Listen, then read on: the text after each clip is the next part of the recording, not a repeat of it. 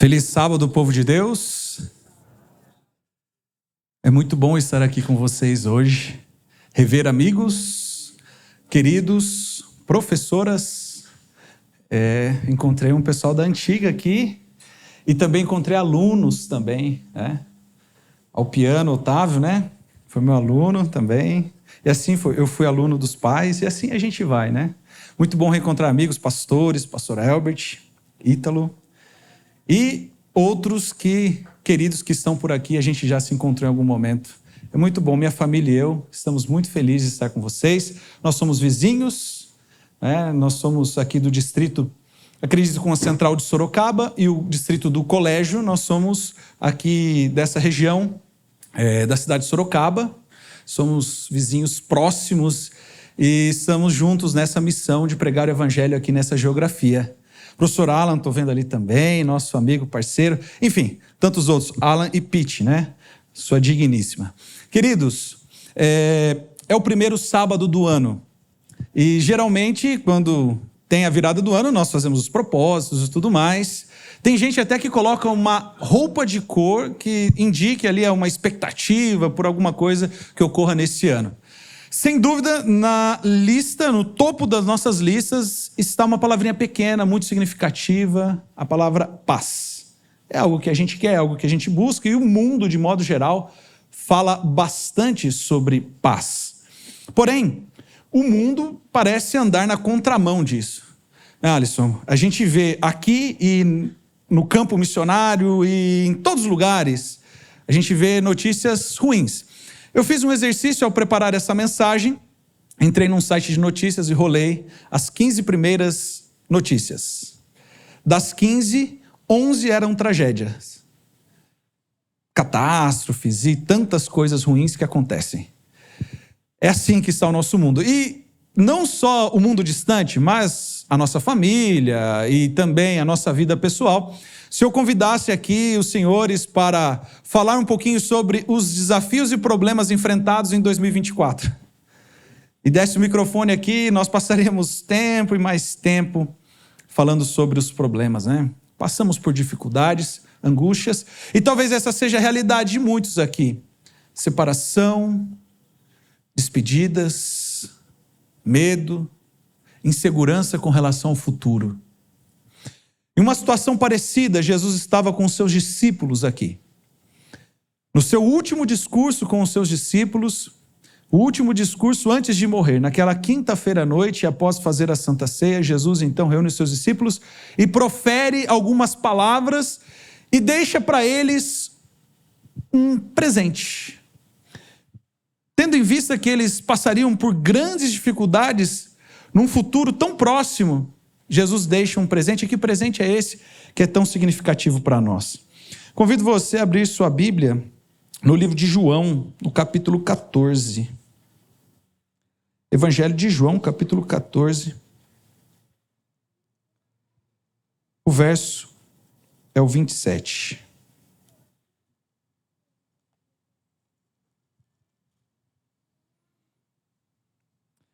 A palavra de Deus diz: deixo com vocês a paz, a minha paz lhes dou. Não lhes dou a paz como o mundo a dá. Que o coração de vocês não fique angustiado, nem com medo. Eu gosto da versão da Bíblia, a Mensagem. Eu acredito que não está passando, não está funcionando. Você pode ver para mim, por gentileza? Eu gosto da versão da Bíblia, a Mensagem, que fala de uma maneira poética, de uma maneira bonita, como Jesus diria essa mesma frase de uma outra forma. Eu vou, mas os deixarei com assistência plena. É meu presente de despedida para vocês, a paz. Não os deixo como geralmente acontece, com aquele sentimento de abandono. Portanto, não fiquem deprimidos nem perturbados. É assim. Para chegar nesse último presente, a Bíblia conta ali, tem uma história muito interessante. Se você tem a curiosidade de saber quais eram as últimas palavras de Jesus para os seus discípulos, você pode encontrar na Bíblia, está em João 14, 15 e 16, e no capítulo 17, a última oração, oração sacerdotal de Jesus com os seus discípulos ali, após a Santa Ceia, naquela quinta noite. Qual que é o teor desse encontro? Qual que é o teor dessa passagem? João 13 introduz muito bem, falando que Jesus, percebendo que estava chegando a hora, ele decidiu amar os que estavam no mundo e amou-os até o fim. E então Jesus, ele ali na Santa Ceia, ele lava os pés dos seus discípulos, tem aquele diálogo com Pedro e tudo mais. Depois ele indica quem é o traidor, eles não entenderam nada, mas ele diz claramente, Judas seria o traidor. Na sequência, ele fala também que Pedro o negaria 3 vezes, e após falar com Pedro, Jesus começa o seu sermão.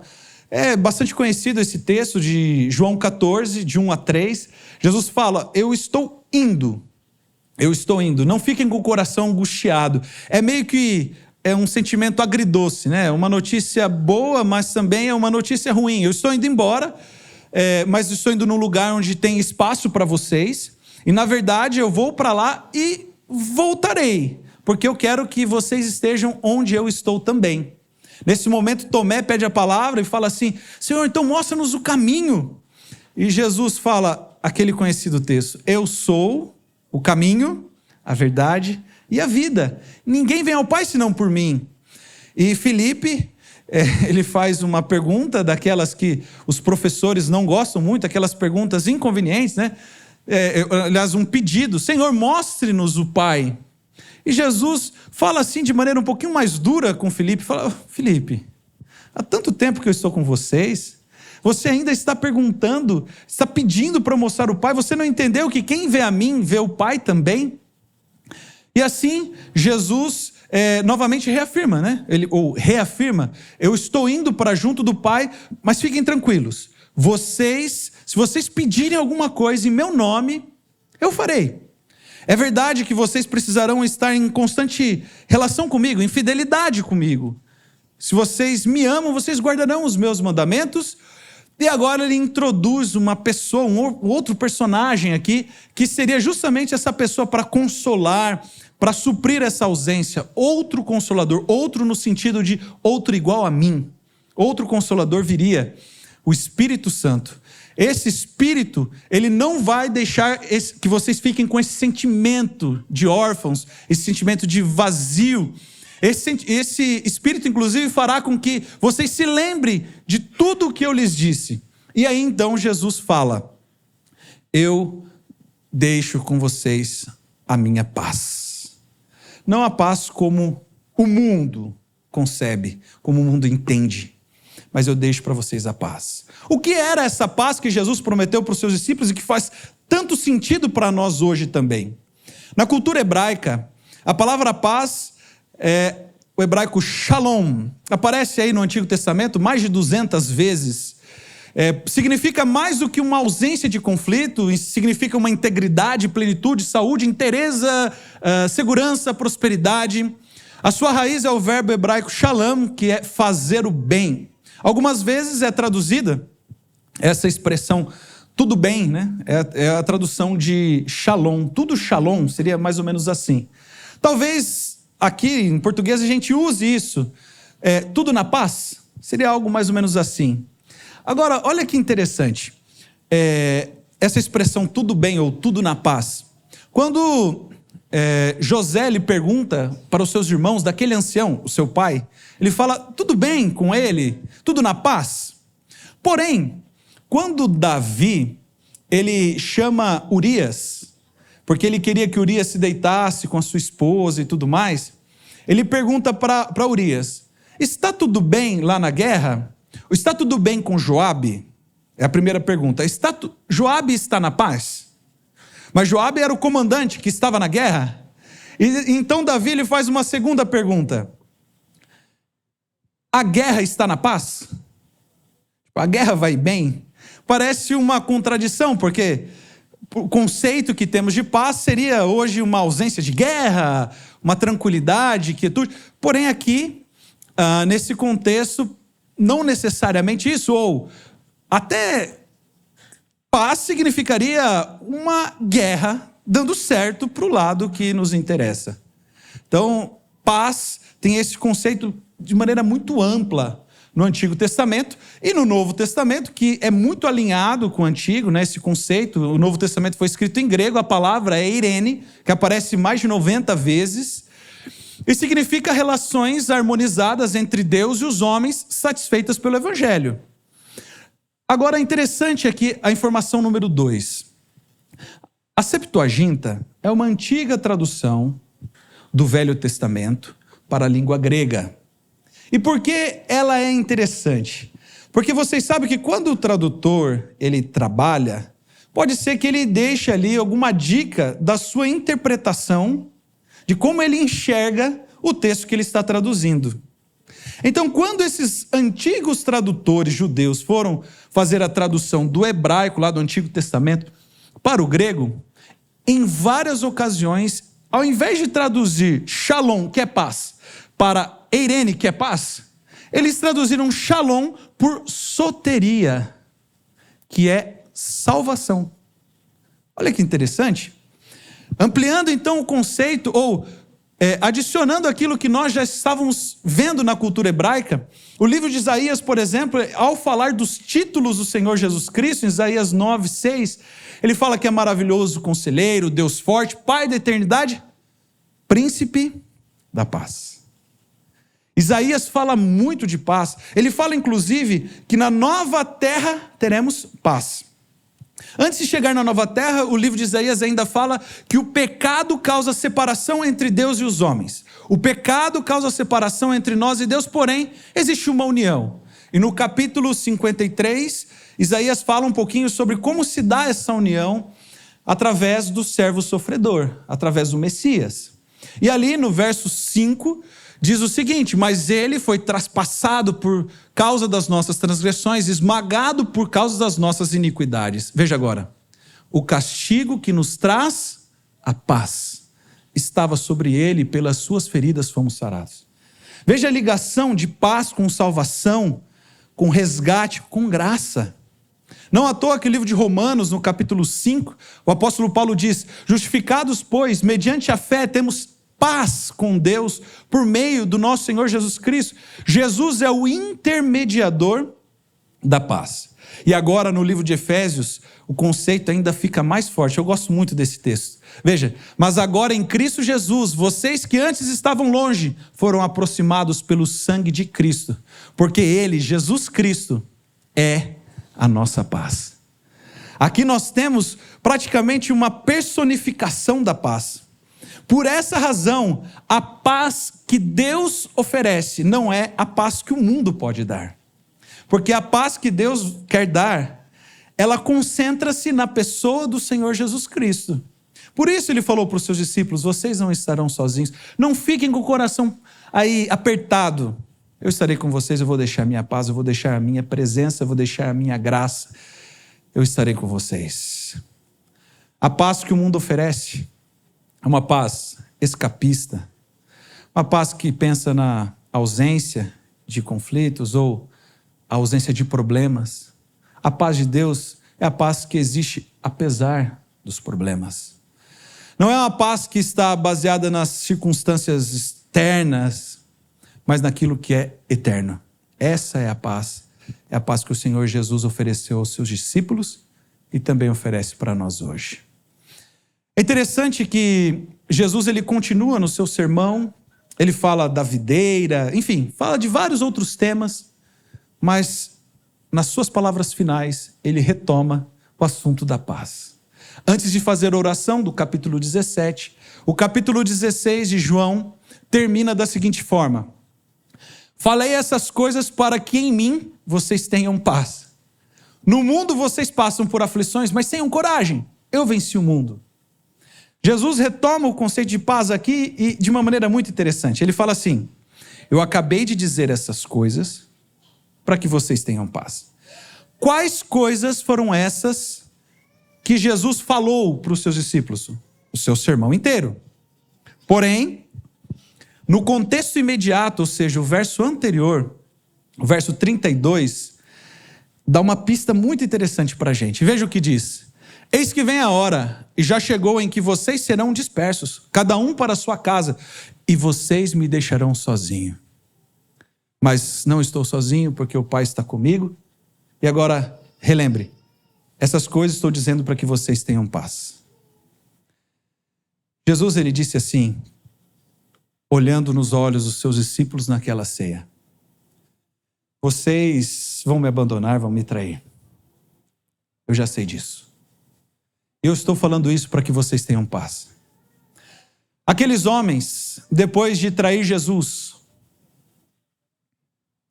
inclusive após Jesus dizer tantas vezes que ele seria morto, ressuscitaria, parece que eles não acreditaram, ou parece que eles não ouviram, não sei.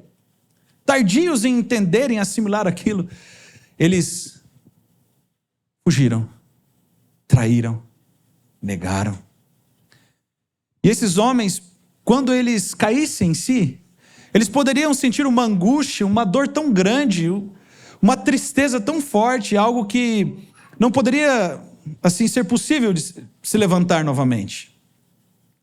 Jesus, sabendo disso, ele diz: olha, vocês vão me trair, eu vou ficar sozinho. Mas ainda assim eu estou dizendo de maneira antecipada para que vocês tenham paz. Eu conheço as suas fraquezas e os seus pecados, por piores que sejam, eles não são capazes de me surpreender. Eles me deixam tristes, nos afastam, é verdade, mas nada de pior que você já tenha feito pode me surpreender. E eu sei de tudo, inclusive do futuro. Então eu estou aqui para dizer que eu continuo te amando. Ele disse isso não para que o pecado ficasse livre ou um incentivo para que eles pecassem. Ele disse isso para que fosse um forte lembrete de que não há limites para a graça de Deus. E que a graça de Deus nos alcança e nos dá verdadeiramente, através da graça, a paz. A paz. Quando aqueles homens saíram pregar, depois que Jesus tinha morrido, ressuscitado, eles passaram um tempo orando e buscando o Espírito Santo. E eles foram pregar o Evangelho. Na ocasião do Pentecostes foi marcante a pregação. E essa autora, Ellen White, ela diz o seguinte a respeito deles: estavam cheios de um intenso desejo de levar avante a obra que ele tinha iniciado, que Jesus tinha iniciado. Os discípulos sentiam a enormidade de seu débito para com o céu e a responsabilidade de sua obra. Fortalecidos pela concessão do Espírito Santo, saíram com zelo para estender os triunfos da cruz, e o Espírito os animava e falava por intermédio deles. Veja agora, a paz de Cristo brilhava na face deles. Aqueles mesmos homens que fugiram, que foram covardes, que negaram, agora estavam pregando. E tinha algo no seu semblante. Eu acho interessante como funciona a inspiração, né? Uma palavra tão especial foi usada aqui: a paz. Poderia ser coragem, eles estavam pregando de maneira destemida. Enfim, poderiam ser tantas outras palavras, mas a palavra escolhida foi paz. Eles tinham no seu semblante algo que lhes fora prometido na ocasião da Santa Ceia. Vocês vão passar por dificuldades, por isso não importa. Mas vocês vão ter paz. Paz no rosto de vocês. Que coisa linda. Eu trouxe uma foto aqui. Essa é uma foto do meu primeiro distrito pastoral. Então, eu até usava um corte de cabelo um pouco diferente, né? Já tem algum tempo. Eu era pastor na cidade de Aras. E aqui está do meu lado o jovem Vinícius Daniel. A cidade de Aras é uma cidade muito pequena. Quando eu fui ser apresentado ali naquele local, eu até pensei que a cidade era de um lado da rodovia pastoral. Pensei que ela era do lado direito. Passei a cidade. Depois eu descobri que era do lado esquerdo, assim, da rodovia, uma cidadezinha pequena. Tem um grande assentamento, mais de dezenas de quilômetros de estrada de terra. Assentamento sem terra ali. Uma grande população prisional. E a população que mora na cidade mesmo é pequena. Então, uma cidade dessa oferece poucos recursos para jovens estudarem, trabalharem e tudo mais. E o Vinícius, de certa forma, estava bem estabilizado ali naquela cidade. Ele trabalhava na praça de pedágio. E o último pedágio da Castelo Branco, ele trabalhava ali. E certa vez ele entrou no seu turno de trabalho e ele se deparou com um livro da esperança, esse que nós entregamos milhões pelo Brasil e mundo. Eu sempre fiquei me questionando se valeria a pena entregar assim de maneira aleatória, em pedágio, por exemplo. E alguém entregou ali, naquele pedágio, um livro da esperança. E a pessoa não leu. O atendente guardou em cima da mesa. E o Vinícius, então, quando entrou, ele pegou aquele livro. Ele leu o livro. Sua cabeça, assim, ficou fervendo de ideias, dúvidas. Buscou a igreja, fez um estudo bíblico. E, assim, em poucas semanas ele estava decidido. Quero fazer parte dessa igreja, quero ser batizado. Ele saiu de férias e essa foto é o dia do seu batismo. Tive a alegria de fazer o batismo do Vinícius Daniel, era um sábado à tarde. E ali ele está emocionado porque essa foi uma decisão muito difícil. O seu trabalho exigia, assim, que ele estivesse em momentos que pudessem colocar ali ele em contradição com a lei de Deus, a guarda do sábado e tudo mais. E ele imaginava então que poderia ter dificuldades com isso. E foi o que aconteceu. As férias terminaram, ele voltou a trabalhar, ele explicou o caso para o seu superior e o superior não entendeu, enfim, ele foi demitido. Aliás, ele teve que pedir demissão. Ele perdeu o bom emprego que aquela cidade poderia oferecer para ele. Seus pais não entenderam muito bem também. Não fazia sentido ele sair do emprego e tudo mais. Sua avó, muito tradicional, numa religião tradicional, não podia conceber que ele agora era um crente adventista. E com problemas em casa, desempregado, foi para a Colportagem, um ministério que distribui literatura, vende livros, missionários. Sofreu bastante, teve bênçãos, também é verdade. Mas uma frase do Vinícius me marcou bastante. Nesse contexto, ele disse o seguinte: eu tenho paz. Aqui eu encontrei algo que não imaginava que precisaria tanto. Como pode alguém ter paz? Sendo que, aparentemente ou humanamente falando, a paz que ele tinha lhe foi tirada. Ele, agora sem emprego, sem sustento, com problemas em casa, agora sim ele tem paz. E é uma dimensão que ele não imaginava que existia. Agora eu tenho algo que eu não imaginava que existia. Agora eu tenho paz. Essa é a história dos discípulos também. Aqueles homens estavam vivendo um conto de fadas com o Senhor Jesus. No sentido de que eles tinham contato com o Mestre. Eles observavam os milagres que ele fazia. Ele tinha poder. Ele tinha ensinamento para dar. Imagine você passar dias com o Senhor Jesus. Que maravilhoso. Agora, o Senhor Jesus está indo embora. Ele fala assim: toma aqui, eu te dou a paz. Mas é agora que começa. Agora que eles começariam a pregar. E eles também começariam a ser perseguidos. Eles seriam presos, torturados, decapitados, crucificados de cabeça para baixo. Mas o que isso importa? Sendo que eles teriam a paz de Deus. Queridos, talvez isso não faça muito sentido da perspectiva humana. Talvez seja por isso que o apóstolo Paulo fala que é para a gente não ficar preocupado em coisa alguma, mas em tudo que sejam conhecidos diante de Deus os pedidos de vocês. pela oração e pela súplica com ações de graças.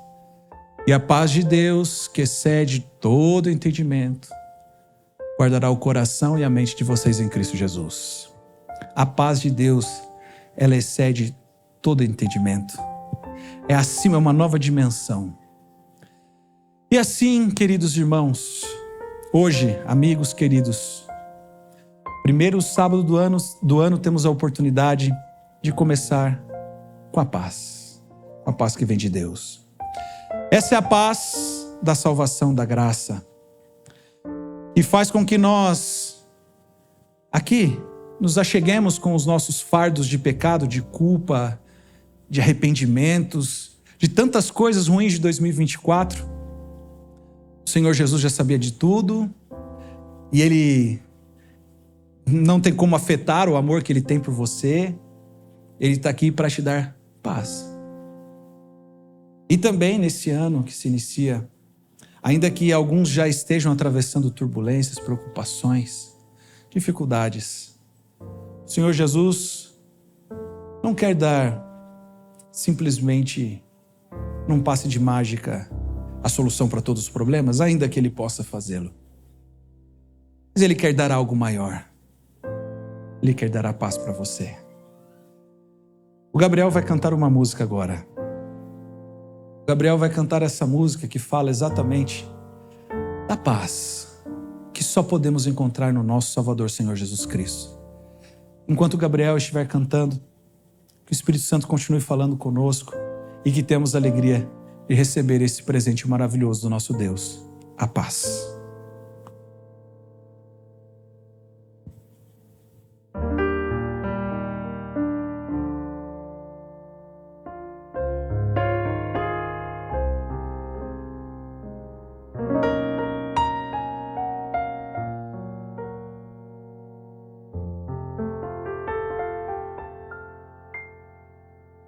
Eu sei que essa vida pode ser difícil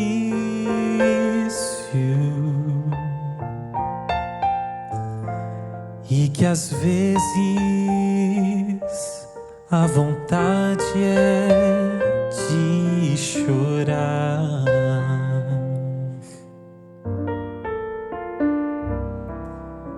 Mas Deus se importa contigo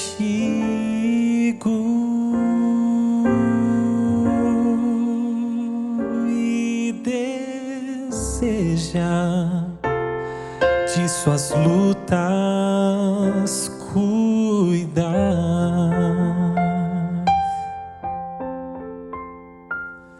Se os seus dias cansativos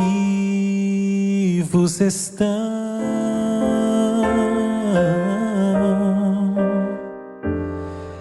e o sol da alegria não brilha mais,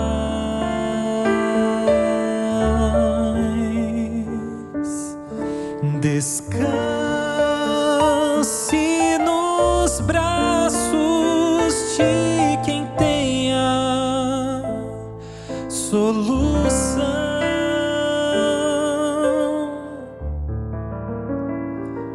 pois só nele há paz que queres encontrar.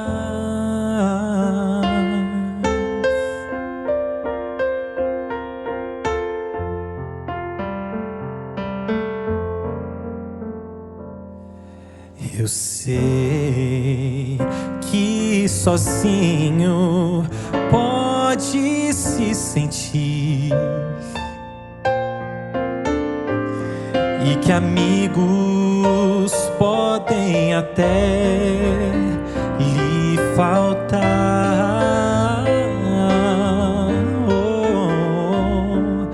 mas Cristo é o maior dos amigos e contigo nessa terra andará.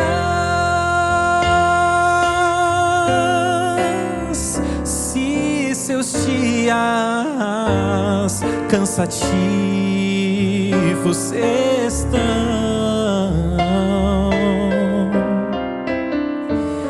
e o sol da alegria não brilha mais. Descanse nos braços de quem tem a solução,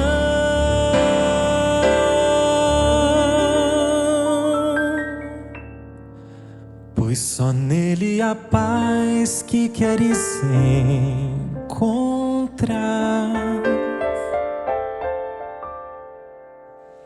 Só nele a paz que queres encontrar.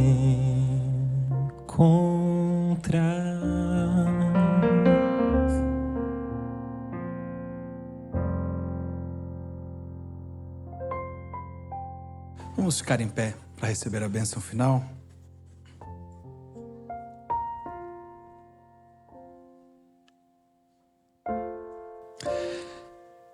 Que o Senhor te abençoe e te guarde. Que o Senhor faça resplandecer o seu rosto sobre ti e tenha misericórdia de ti. Que o Senhor sobre ti levante o rosto e te dê a paz. Em nome do Senhor Jesus. Amém.